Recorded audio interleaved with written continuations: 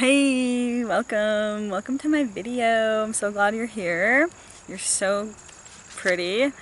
Okay, I'm gonna answer more questions that you guys asked me on Instagram. Thank you so much for the communication. I love engaging with like-minded people. It's really enjoyable. So, first question we're doing is how to embody the limits of the mind. I might have written that down wrong because that doesn't really make sense. Slash, like, where my inspiration comes from. So my inspiration comes from other people and other artists. People who make things that I really like is where my inspiration comes from in real life. I see people, I see things, I'm like, that's really cool. I see people making art, I'm like, that's really cool. I like to copy what I see and replicate it to be my own, because I'm not trying to duplicate what is already there. I like it, and if I try to recreate it, it's going to be different anyways. It's going to have my own spin on it. So that's where I find inspiration. And also from nature. Ow, what the fuck? Something just bit me. It's okay. Oh, it's a little ant. Look how cute he is. Okay, that was so inspiring right then and there. Get through a creative block. I apologize again for the loud noises. I'm like right next to a highway. But a good way to get through creative blocks is to literally walk through it, like physically get up and move, because that will move your mind and it will move your blood, which carries memory. A silent walk. Turn your phone off, get away from your electronics. Go be in nature. Don't bring your phone with you. Please, like, don't do it. Just be by yourself. Don't listen to music. Don't listen to podcasts. You don't have to take photos of everything. Trust me. The phone is artificial technology that emits frequencies that are unnatural. So if you bring it out in nature with you, I'm not saying it's going to disconnect you from nature, but it's going to affect your ability to be most present. It's something I encourage you to try. Just be alone and be quiet and do it that way. Or talk to yourself. Talk through it. Walk and talk. I walk and talk to myself all the time. Just today, I did a 5-mile walk just talking to myself because it's so enjoyable. Also, walking and talking to myself is like therapy, because I ask myself questions and then I answer the questions, or like I ask myself for advice, and then if I'm having a problem, I like rant to myself, and then I listen to myself talk, and then I psychoanalyze my own thoughts. So that really helps. And like, ask why am I having this block, or like why do I feel limited. It's important to remember that creativity is a cycle, and there are going to be phases where you just don't feel as productive in that area, and that's okay, because we're constantly growing and evolving, and sometimes in that growth there is stagnanticity, and it's fine. It's not all progression all the time, so don't be so hard on yourself if you do feel stuck. So on the contrary of that would be meditation. So like movement to like loosen up and just kind of like get things flowing, and then meditation where you can just like sit still, go inwards in yourself, cleanse the energetic field more so, and get more in tune with the stillness, because a lot of inspiration I find through that as well, because it just is really relaxing space to relax. It allows our mind to repair and regenerate. So that's really good. And the next question was like how to escape the matrix / leaving your job. Just do it. You just leave. You just quit your job. It's not hard at all. You literally send them a message that says, hi, I'm not coming into work today. Or you can be polite and be like, hey, I'm putting my 2 weeks in. You don't have to explain yourself. You don't have to tell them why. You just say, I don't feel like working here anymore. Bye. Like, what are they going to do? Make you stay? They're not constricting you. They don't have you in chains there. You can get up and you can walk out. You can make that decision for yourself. You don't need someone else to tell you what's best for you, or that they need you here and blah, blah, blah, blah. Like, fuck that. Just leave if you don't want to be there. And if you're worried about money, don't be. If you have enough money to survive for like 3 to 6 months, I promise you're gonna be okay. Quit your job, follow your passions, and it will pay off. You'll figure it out. In terms of escaping the matrix, realizing that it's all in your mind, the matrix is like a mentality. I think the matrix is more so of a mind game where you submit to what they want you to do. Stuck in that cycle of conforming to the lifestyle that the government is wanting you to live in order to keep you from reaching your potential. And you have to realize that, like, the Matrix is not like an evil thing. The people who are controlling this stuff, and well, trying to, I shouldn't say they are, because they're not anymore. If you're aware of it and you know you've already broken out of it, and you can adapt your lifestyle to not have to put up with that stuff as much anymore, and it's slowly fading away.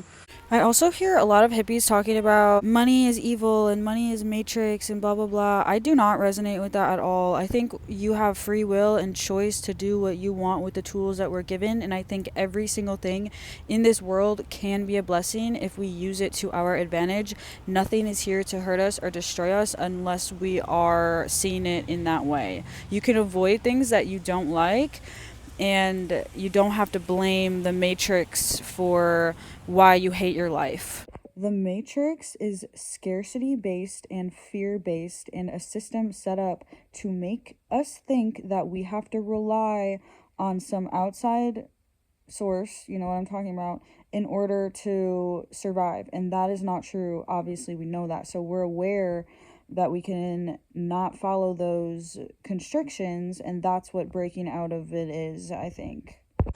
I don't think they're doing it to be bad. I think that that's just their purpose, and like, it's not working. They're not going to be able to keep doing that for too much longer, because we're returning to our actual nature now.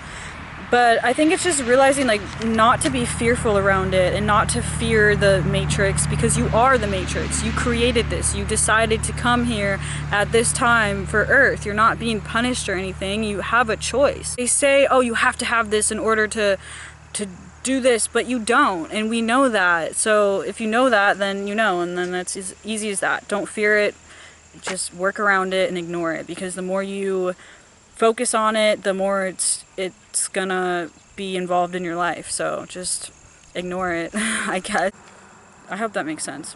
Alright, how to follow your women's intuition. It's a muscle, so you just have to use it more, and you have to listen to it by feeling into your body, building trust with yourself. And in order to hear your intuition, you gotta have a connection to your femininity. You gotta connect to yourself as a woman and reclaim your power, because our intuition is one of the most powerful things about us as women. We naturally have a stronger intuition, which is super beneficial, and a lot of this overstimulation and distraction is a way for us to disconnect from our intuition, because we're constantly thinking about other things. There's so much information being spread around constantly everywhere we look, for the most part. A lot of that is to subconsciously program us, and like, sometimes our subconscious thoughts could be miscommunicated as our intuition, but I think intuition is raw and authentic. This kind of feeds into the Matrix question, because if we are disconnected from our intuition, then we don't know what the F to do, and then we feel like we have to rely on someone else to tell us what to do. So if we can reconnect to our intuition, we are stronger in making decisions for ourselves. Period. Do you hear that? That was so cute. Aww.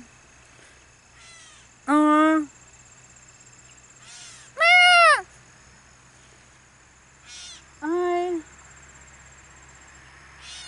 That's so adorable. I love that noise. Okay, what the fuck was I saying? Yeah, the intuition is real. You know what it is. Like, just tune into it, and you just have to practice doing what you want to do that you know is right and that you feel is right, because it's a feeling more than a knowing. And don't let anyone, like, tell you what to do, especially if you're seeking advice from a man, because we have to understand, I'll make a whole video about this, men and women have different brains, different ways of operating. There's no right or wrong. It's just like, it's very different. So a man's intuition is so much more different than a woman's intuition. And I've noticed, like, a lot of like teachings and stuff are being taught by men, and that's great, but they're being received by women, and that's cool to have both sides of it. But I think it's really important to tune into more women if you are a woman, to connect more with that feminine aspect of making decisions, because that's like what intuition is. It's just decision making. You feel that fucking feeling that's telling you to leave or telling you to get out, listen to that seriously, and then practice just thinking about, oh, is that my intuition? And then doing what you feel is right, and then seeing the results of that, and then you can soon kind of decipher what's really your intuition or not, because intuition's always going to do what's best for you. Next question was social media presence and distraction. I think she was meaning like, how do I stay present on social media and not get distracted?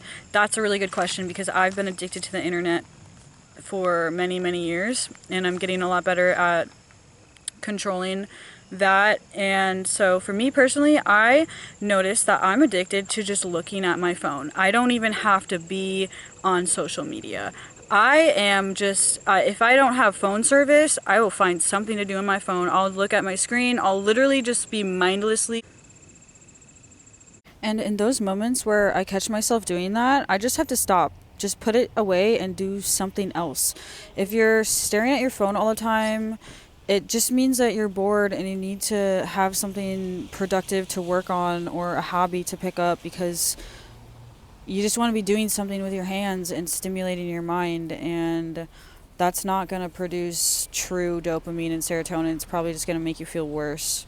I have nothing on here. I just re-downloaded TikTok and I'm about to delete that because I don't even want to talk about them. So anyways, this is my phone, and I noticed that if I want to go on Instagram, I'm just going to edit a video and post it. I'm going to post more than I consume on there, and zoom out mentally and see what, if you're consuming a lot on social media,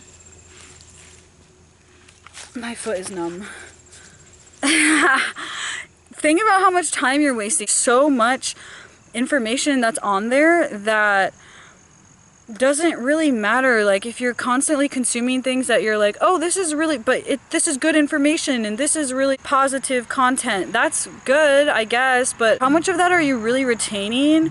And it's kind of exhausting mentally to be on the internet a lot of the time. Just want to make this clear, I am on the internet a lot of the time. I feel how it affects me, but I know how to cope with it. I know how to deal with it. I know how to alchemize it, and I know how to balance it out with nature. For me, it's just muscle memory of like opening the app and stuff. So what I do is I put it in a folder, and it's on the last screen of my homepage. So I open up my phone, it's like this, and I scroll, and then I have to scroll again, and then I have to go in the folder in order to open the app. Scroll one time, and then I'll be like, ooh, like I don't want to open it. So it kind of like puts a delay on me opening the app, which keeps me off of it more. When I open the app, it's instantly go to my profile. The first thing I look at every single time, I will open it and it goes to the feed, and immediately I will click on my profile, because that's what I care about. And I'll just look at my profile, or I go to the DMs and I'm either in the DMs or I'm in my profile. I'm usually not looking on the notification, and I don't really scroll that much. I'll look at my friends' pages and stuff like on purpose to like see what they post, but anything that it deliberately tries to shove in my face, I try to ignore it. I will go to my own posts and go to the likes and go to the comments, and then the people who comment on my videos, I will go to their profile and I will like a post or like see something that I think is cool. I don't really like scroll through and just find random things to look at. I pretty much only look at the people who are contributing to what I'm already posting and connecting with those individuals. And then when I do catch myself scrolling, I've done this thing where I made my algorithm like stupid, pointless content. Like, it's just funny things. So I'll scroll on like the Reels thing. You know, it sucks me in sometimes, and I'll just have it set to like really funny videos, but they're so stupid that I catch myself 5 videos in and then I'm like, okay, that's enough. Like, I don't really need this right now. There's a setting on Instagram I highly recommend called snooze suggested posts. oh, game changer, life changer. Do that. That works for me though. Like, I think if your algorithm is something where it's really informative and it's more interesting, you might catch yourself looking at stuff more. So that's kind of how I stay present, I guess. I think the internet nowadays is a lot different than it used to be, and it's not really as fun. It definitely has its pros and cons, and I like posting more than I like consuming. I love how the internet now connects me with the coolest people because the algorithms do be working in my favor, but realizing these apps are designed to keep you on there. They're so good at it, and you just gotta put your foot down and be disciplined with it. I know it's hard. That's what it comes down to. All right, last question here. We got let go of habits and attachments to things I need to buy.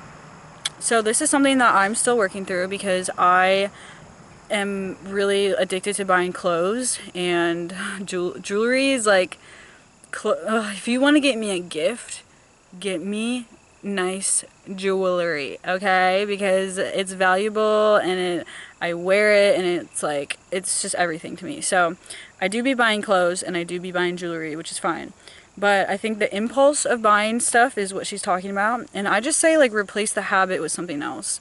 Or go to the store and don't fucking bring any money with you. If that's too hard to do and you really like a thing, think about it overnight, or at least for a couple hours. Like, leave the store and walk around for like an hour. And if you keep thinking about the thing, or you really, really, really want it, go back and get it. There's certain things where I do this and it's worth it to me. And it's also fun to like treat yourself and buy yourself things that you enjoy. It's really important to use your money to do things that you like, but just be responsible with it. One of my favorite tips is taking all of my money out into $100 bills and stashing it somewhere, because I'm not going to break one of those bills. They're so fucking pretty, and I have that visual of this is how much money I have, and if it's just in my Apple wallet, it's so easy to spend more money, or if I just have $10 bills or $20 bills. So I get big bills and I put them aside, and it motivates me to not spend it where it's not necessary.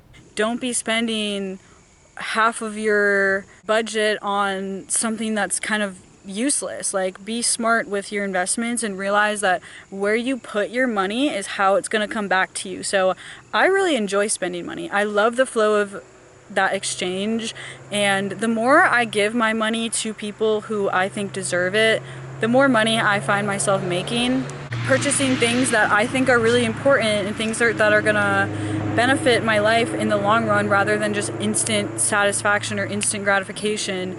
And shopping is a coping mechanism for women, I think, specifically because it like triggers a part of our forager gatherer brain. And then also it's like I know that shopping is like a response to like a lack mindset, or if you didn't have enough of something at one point in your life, now you need to like overcompensate by shopping a lot. I think making a decision about buying something kind of gives a false sense of control, and it also triggers the part of my brain that completes a task and finishes something and accomplishes a goal. So if you can actually replace that with something that matters more, that could possibly help. I hope that makes sense. Oh, also for the Instagram stuff I have on here to be more present, don't have your notifications on. All of my notifications are turned off. Yeah, that's all I wrote. And then someone asked me, how did I get so cute? You know the answer to that. Bye.